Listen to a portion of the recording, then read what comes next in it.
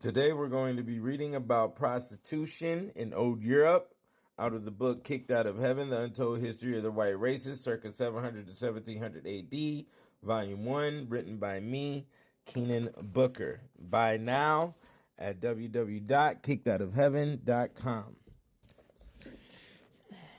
Even leaving aside the flood tides of poverty that increased the numbers of available women on all the high roads of the land, vagabond whores, with or without their ruffian protectors, went from village to village to swell the ranks of the handful of women common to all, already there. They adapted their itinerary to the calendar of fairs and markets, pilgrimages, or the busiest season for agricultural labor. In remote barns, hired farm hands and tenant farmers who shared living quarters would share a whore as well.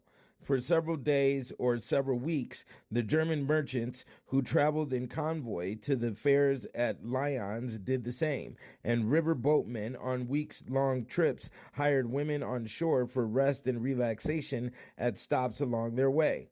Nevertheless, it was in the towns and cities that prostitution really flourished, took on complex forms, and became institutionalized. Most of the urban centers of southeast France had a municipal brothel, a prostibulum publicum, constructed and maintained by princely or municipal authorities. Dijon, Beaune, Macon, Villefranche, Briouge, and Brest, Lyons, Brushless, Valence, Romans, Viviers, Bagnols, Point Saint Esprit, Orange, Avignon, Beaucaire, Tarascon, Arles, Nimes, Alz, Uz, and Cavaline. Perns and Betterides and Sister, and on all had their Mason Lupinard, their Bon Hostel, their Bon Carrier, Good Street, their Chateau Gaillard, the Body Castle. It might also be called the Maison de la Ville, the Maison Commune, or the Maison des Filets. In popular parlance, it was usually simply referred to as Le Bordel, the brothel. This list includes only the towns and cities whose archives have been conserved, which explains seemingly surprising omissions. We can state unequivocally, then, that there was no good city that did not have its good house. More often than not, the urban brothel was built with public funds, that is, with tax revenues, and was leased to a manager, an abbess of a tenancier, who in theory held a monopoly of prostitution in the town or city. This manager was responsible for recruiting the girls, sometimes with the approval of an official of the judicial system, and for making sure that the women respected the rules. Managers often provided board and lodging, and they guaranteed order within the small female community. If need be, for example, if the abbess should die or leave during the term of her lease, the city fathers did not hesitate to take over the running of the house themselves. In Lyons, Beaucaire, Arles, and Orange, a whole neighborhood was reserved for prostitution. In Avignon, it extended over several streets with a small tree-lined square bordered by rooms at its center. The term abbess, in this sense, can be found as early as William of Malmesbury, who lived from 1095 to 1143. Speaking of the Lupinar, founded by Gauthier de Bourges, Bishop of Poitiers, the compassion proved extremely popular. I should note that the title of abbess was used particularly often in the regions in which young men's organizations were called abbeys. The abbess was either a prostitute herself or a former prostitute, and might even be married. Around the turn of the 16th century, a male leaseholder, a tenancier, often took the place of the abbess.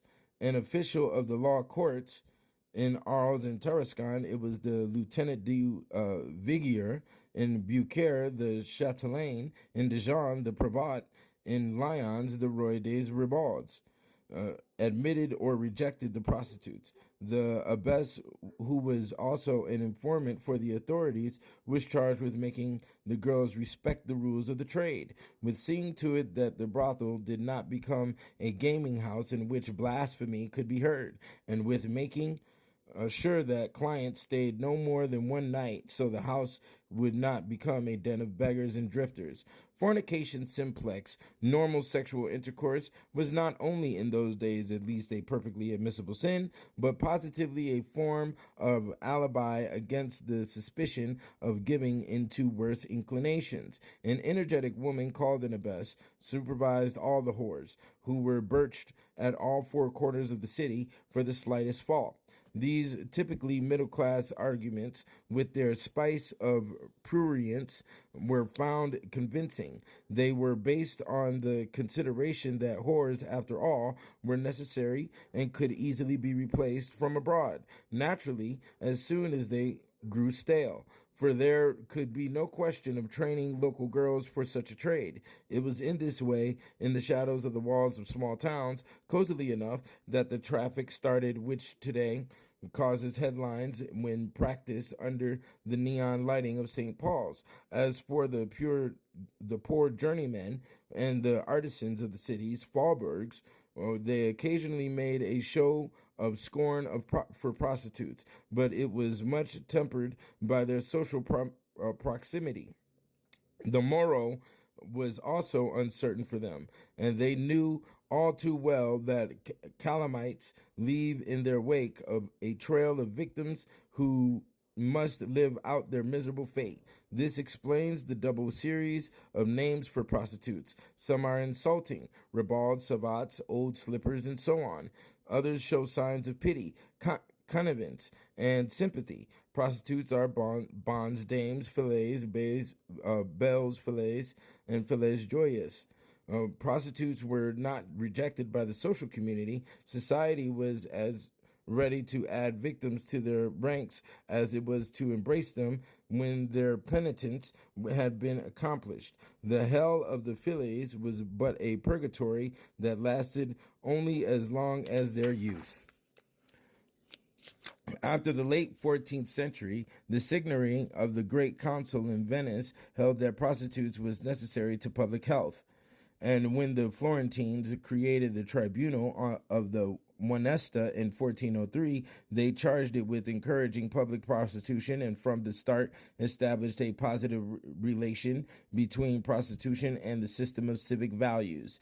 In the cities of southeast France, prostitution worked not only to protect women of higher social status from the aggression of young males, but also to turn the later away from practices leading to damnation.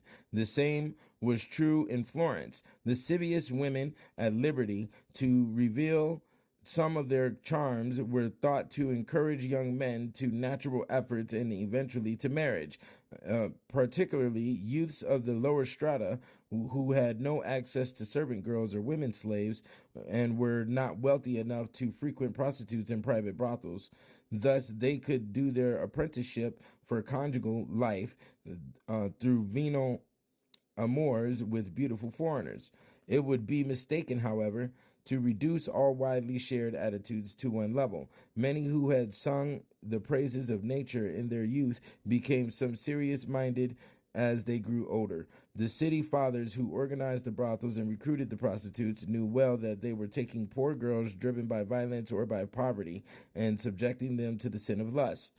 They might have asked themselves if they were not thus accomplices to public crimes, but they also knew that the city whose fortunes they safeguarded was producing nuns as well as whores. They themselves presided over this dual process. In order to marry some of their daughters, they made eternal virgins of others by inducing them to live in community as a lay nun in bigwinage and to serve in the hospital or to lead a life of prayer in the cloister. Two groups of women, the only women who had a collective identity, coexisted in any city worthy of the name: nuns and whores. If the prostitutes were crushed by the vice of lust, the nuns were equally crushed by the virtue of chastity, for everyone thought that virginity could be maintained only as the price of inhuman suffering. This was why God, master of nature and respectful of its laws, surely accords particular attention to the prayers of virgins. Thus, these small communities were seen as capable of interceding for the intermission uh, of sins